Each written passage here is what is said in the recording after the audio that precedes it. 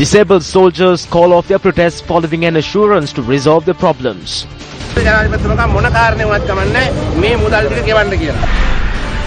DV Upul's removal heats up the Southern Provincial Council. Katunayake International Airport to be closed for 8 hours per day from January. The Padayatra of the joint opposition has no assistance of the President, a statement from Mahinda Samarasinha.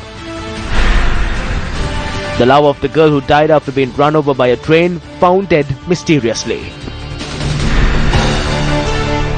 Hello there, very good evening and welcome to your Primetime News Bulletin. I'm Shane Silva. And I'm Nicola D'Zoiza. We start off with our top story. The fast commenced by disabled soldiers requesting for their pension opposite the Fort Railway Station came to an end this afternoon. The fast was called off based on the assurance given that the issue would be resolved within a course of 3 months. A group of disabled soldiers commenced a fast following a demonstration yesterday requesting for their pension. The soldiers who commenced the fast spent the night opposite the Fort Railway Station. It is exactly 1 a.m. and I am opposite the Colombo Fort Railway Station on Olcott Mawatha, where retired soldiers who have served for under 12 years in the Tri-Forces and police commenced a struggle for their pension rights last morning. What you see is how these soldiers who have been here since last evening all the way till 1 this morning are obstructing Olcott Mawatha until they receive a solution to their demands. The disabled soldiers obstructed the road opposite the Fort Railway Station this morning as well. The Fort Police informed the demonstrators around 11 in the morning that a solution would be provided within an hour. However, as they did not receive a solution within that hour, the demonstrators obstructed the road and continued their demonstration. Thereafter, Minister Duminda Disanayake and Defence Secretary Karuna Senehetiarachchi arrived at the location of the demonstration.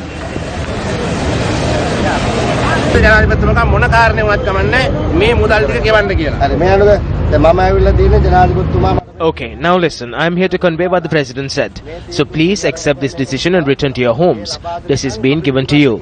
We will stand behind this as politicians until this is given. Give us 3 months to get it done.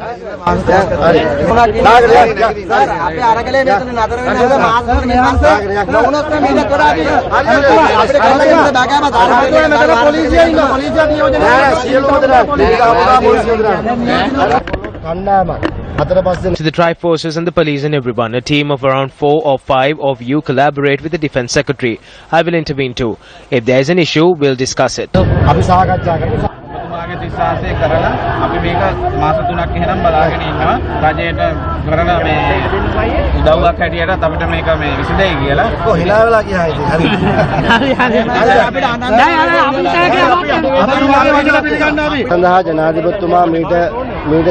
Around a week ago, the President had directed the required instructions to the officials to resolve this matter. When I asked the soldiers if they were aware that the President has taken a decision to resolve this issue, they did not even know that. So this issue has been created by the Department of Pensions. These soldiers have not agitated over something the department has said, but the truth is that the Defence Secretary and the Finance Ministry have taken the required measures to solve this matter. We will give exactly 3 months. The very first day after these 3 months lapse, we will come back here. We say this with responsibility. The demonstrators dispersed thereafter. The monthly session of the Southern Provincial Council was postponed today due to disruptions caused by councillors of the United People's Freedom Alliance. The councillors voiced their opposition over the removal of Provincial Councillor DV Upul's ministerial portfolio. 20 councillors of the UPFA wore black armbands and staged this demonstration opposite the Southern Provincial Council before entering the chambers for the monthly session.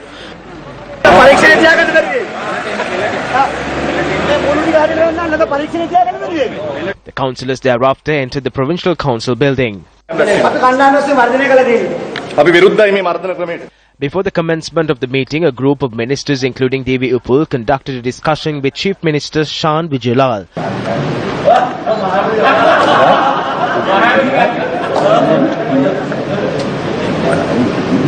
During the meeting, the group of ministers entered the chambers and disrupted activities. We, on behalf of all the provincial councils who could not be suppressed and broken down, are strictly against those who are trying to do so. We will show that the Southern Provincial Council is one that has a strong backbone.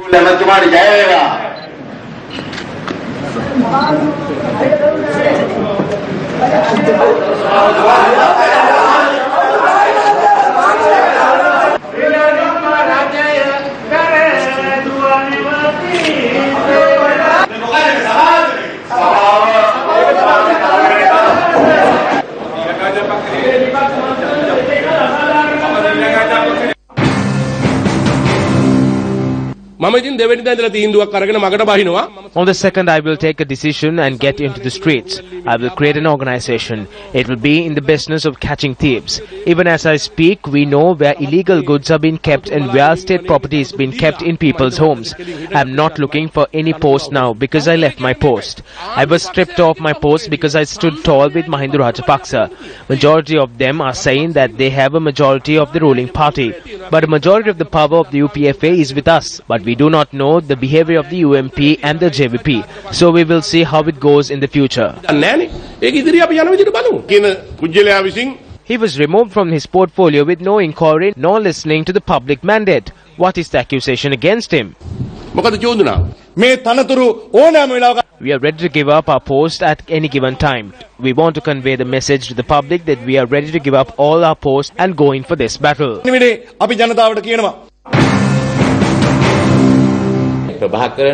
What did Prabhakaran do in Nandikadal for the last time?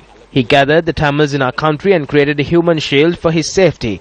Mahinda Rajapaksa is gathering ordinary members of the SLFP. This is similar to what Prabhakaran did back then. The same procedure which was followed to remove ministers from their position was used in the Southern Provincial Council this time around as well. We very clearly say to the people of the South and the rest of the country that until the tenure of the Southern Provincial Council comes to an end, we will take every possible measure required to continue as the institution that stands for the people.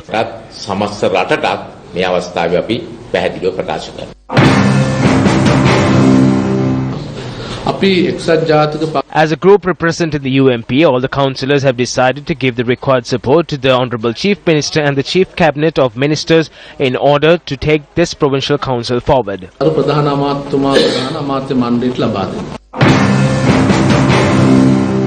At this moment, the power of the JVP councillors has become the decisive power of the Southern Provincial Council. We do not intend to provide our support to neither of the two parties. We hope to bring victory to the people of the South using this power.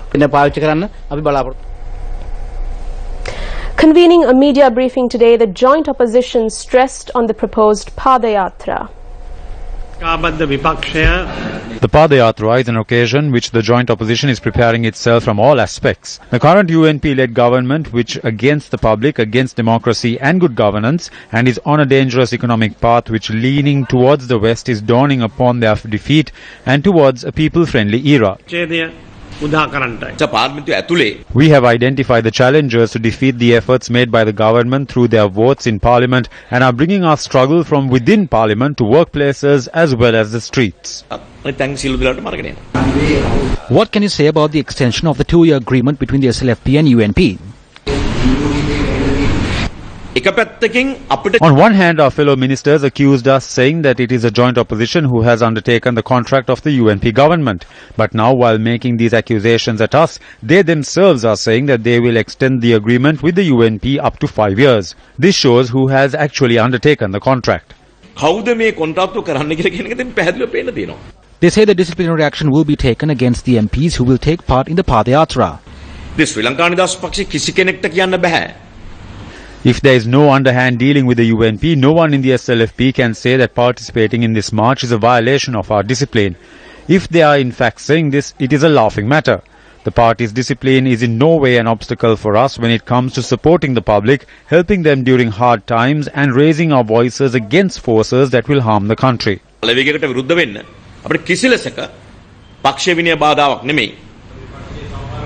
Rajapaksas were not invited for the meeting yesterday. When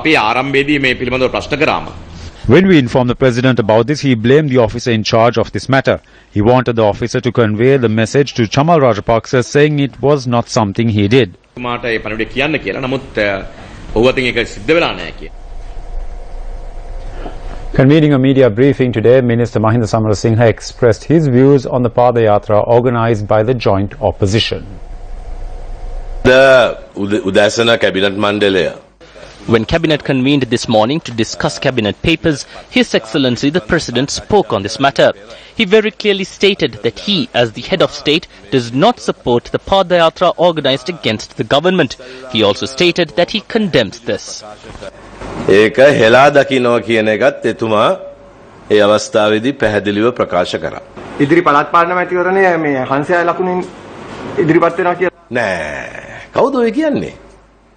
ශ්‍රී ලංකා නිදහස් පක්ෂයයි එක්සත් ජාතික පක්ෂයයි අවබෝධ ඉවසුමකට එළවෙන්න යනවා කියනවා. එහෙම එකක් තියෙනවද? නෑ මේකයි දැන් පහුගිය No. If you look at the results of the previous election, the people did not give a mandate for any alliance or collective to form a government, did they? The giant economic program that is intended to be taken forward in the future should be based on political stability. So because of this consensual government which has been established by the United National Party together with the Sri Lanka Freedom Party, we believe that foreign investors will come forward to join us with much more faith than before. So if this agreement is being extended for another 3 years after its completion of 2 years, then the Central Committee of the SLFP will decide on it following discussions in the future. I personally see this as a good thing for the country. මේ කතා කරලා ඉතින් මේක තවසෙම මේ රටට හොඳ දෙයක් මම නම් දකින්නේ. Speaking at a media briefing today, Minister of Telecommunication and Digital Infrastructure Harin Fernando expressed these views on the Padayatra, which is scheduled to be held by the joint opposition. There is one thing that we as the United National Party see very clearly. This is similar to when there is a rope to be tied around the neck. The only thing to do to prevent this from happening is to take to the streets and beg for mercy. There is no other objective. The body of the boy whose girlfriend died when she was knocked down by a train plying along the Ambalangoda-Balapitiya railway tracks, which went missing, was discovered last night. The body of the boy who went missing was discovered inside an abandoned well in the Kobetudua area in Batapola. The 16-year-old girl died after being knocked down by a train around 10:40 a.m. on Saturday. She collided onto a train plying from Galle to Rambukana. The manner in which this young girl was running towards the railway tracks was recorded on CCTV cameras fixed at a nearby house. Following this tragic incident, the brother of the deceased expressed his views. I saw my sister brawling with someone. I wanted to jump off the train, but I didn't. I got off the station and came back walking. Then this person was hitting my sister, holding her by the collar. I came running from the Ambalangoda town. When I got there, I saw him pushing my sister to the train. I held him by his collar. He then pushed me aside and fled. I ran to my sister. I saw her dead. After seeing her, I fainted. However, following her demise, there was no whereabouts heard from her lover. The family had lodged a complaint on his disappearance. My brother left home at around 7:30 this morning. When I called him at around 11:30, he said that he was in the bus. After that, when we tried to call him, he did not answer his phone. Our parents searched for him, but we couldn't find him. However, the brother of the deceased girl provided a statement to the police stating that the statement he had given to the media following the incident was false. According to the police, based on investigations carried out, it has been revealed that the incident had transpired following an argument between the couple and the brother. In the second recording of the statement from the brother, it was revealed that she had jumped to the train and committed suicide. While the remains of the girl was placed at her residence in Godahena, Ambalangoda, the body of the 17-year-old partner was discovered last evening. His body was discovered in an abandoned well located 500 meters away from his residence. The police notes that this abandoned well is around 10 feet in depth. The magisterial inquest into the youth's murder was carried out yesterday by the Chief Magistrate of Balapitiya, and the remains were transferred to the Karapitiya Teaching Hospital to conduct the post-mortem examination. Meanwhile, the final rites of the young girl is due to be conducted on Wednesday following an open court decision. Minister of Transport and Civil Aviation Nima Siripala de Silva said the Katunayake International Airport will be closed for 8 hours per day starting from January next year. We will not be able to land flights in this runway for over a year. The complete renovation of this runway is being done internationally. The airport will be closed daily for a limited period of time. Now we are making arrangements to close the airport for 8 hours every day. We will be able to strengthen this airport for the next 20 to 30 years and operate the airport based on international standards. Starting from the 5th of January 2017, for 3 months, this will be in effect. We have already informed the airlines so that they can reschedule their flights. Day 7. Today is day 7 of the Newsfirst Gum at the 100-day initiative, which is an island-wide public service initiative launched with the people for the people. The Gum at the program, which was initiated to discuss issues faced by the general public and provide concrete solutions to them, was in effect today as well. Construction was underway today as well on the section of the road from the Damanaya Junction to Alakola Vava on the Dambulla-Vevala Road, which has not seen the site of development for nearly 2 decades. The roadway, which is constructed using gravel, is in its final stages of completion. Nagadepa, which is believed to be an island visited by Lord Buddha, is a sacred location known to all of us. However, the lives of those who occupy this island isn't as wondrous as we see it. They face a threat in trying to collect drinking water to quench their thirst, as the water is brackish. Nagadepa faces this crisis as the water they obtain from the tube wells and wells taste of salt. During the past, people used to take water from this well. We cannot drink this water as this has not been renovated. If this was renovated, many will be able to use this.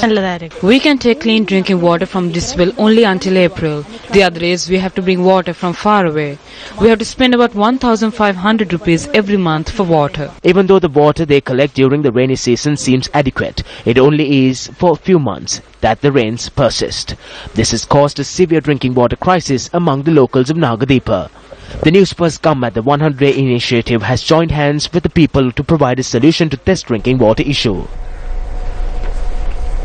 4 national programs are currently taking place under the direct supervision of the Presidential Secretariat. This is being done to achieve the goals set out by the President in order to achieve economic and social stability in the coming years.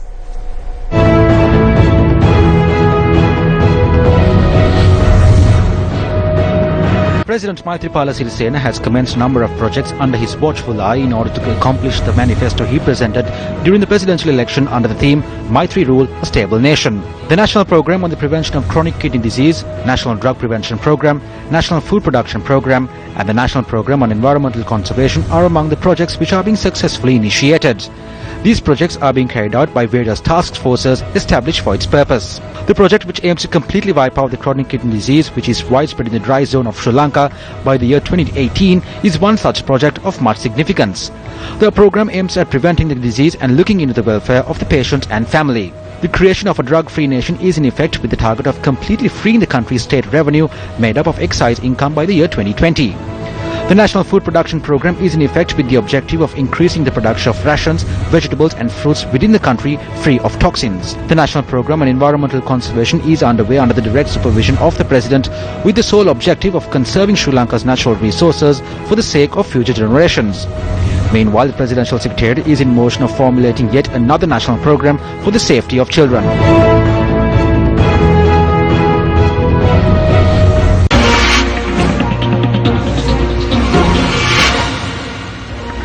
Yesterday, Action TV highlighted the questionable process adopted by the Ministry of Prisons Reforms, Rehabilitation, Resettlement and Hindu Affairs to shift into new office premises for the better functioning of this ministry and 5 affiliated agencies on the basis that more information on this matter would be revealed.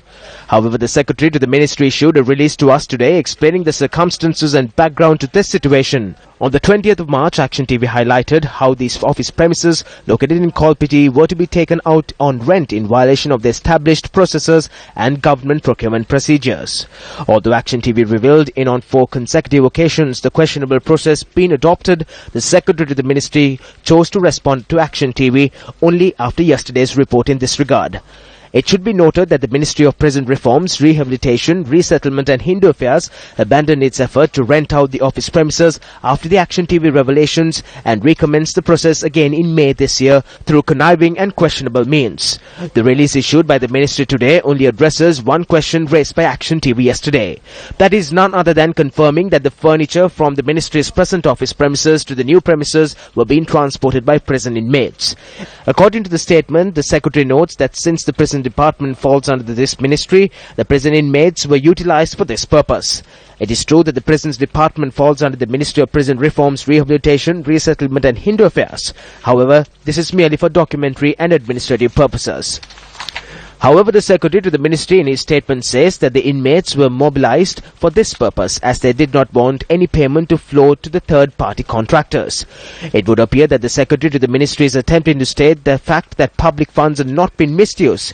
However, Action TV will reveal tomorrow how public funds were misused since May this year under the guise of moving into new office premises. The Radio Drama Workshop 2016 of the Asian Broadcasting Union commenced in Colombo today.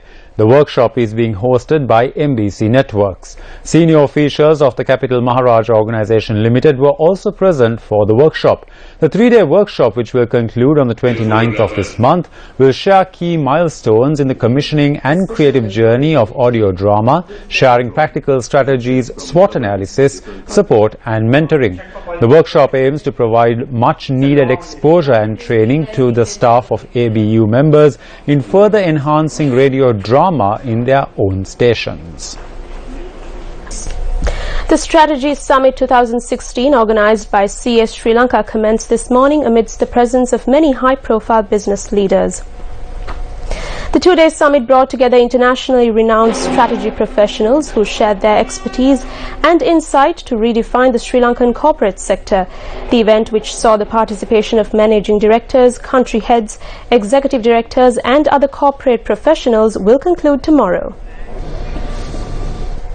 The Torch of Hope rally, which aims to create public enthusiasm and generate even more support for our Olympians, reached Kurunegala today. The Torch of Hope rally, which is an initiative of the Capital Maharaja Organization Limited and Newsfirst, is being supported by the Ministry of Sports, the National Youth Services Council and the Ministry of Education.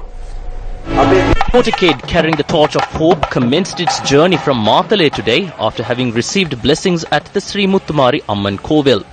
The day's flagging off ceremony took place under the auspices of the Matale Divisional Secretary P. Maduwanti and the Assistant Superintendent of Police for the Matale District, Gamini Meegaha Kumbura. The Sri Lanka Schools Hockey Association organized a number of hockey players from schools in the area to accompany the torch along with former javelin champion Prasanna Aluvihare. Students from schools along the Matale Dambulla Road were seen extending their best wishes to the torch as the motorcade bearing the torch made its way. The Assistant Superintendent of Police for the Dambulla Police Division and the National Youth Services Council Assistant Director for the Matale District, L.K. Ratnayaka, welcomed the Torch of Hope at its first stop of the day at the Dambulla town. A large number of school students and athletes were seen gathered to welcome the torch. Completing its 13th day, the Torch of Hope made its final stop for the day in the Kurunegala town. The ASP for the Kurunegala Police Division, Mahesh Senaratna, and the Director of the Northwestern Province National Youth Services Council, T.L. Nandasiri, were present to welcome the Torch of Hope. The Torch of Hope will travel from Kurunegala to Avisavella via Kegol tomorrow. And with that, we wrap up the news. Thank you for joining us. For the Newsfirst team, I'm Nicola D'Zoiza. And I'm Shane Silva. Good night.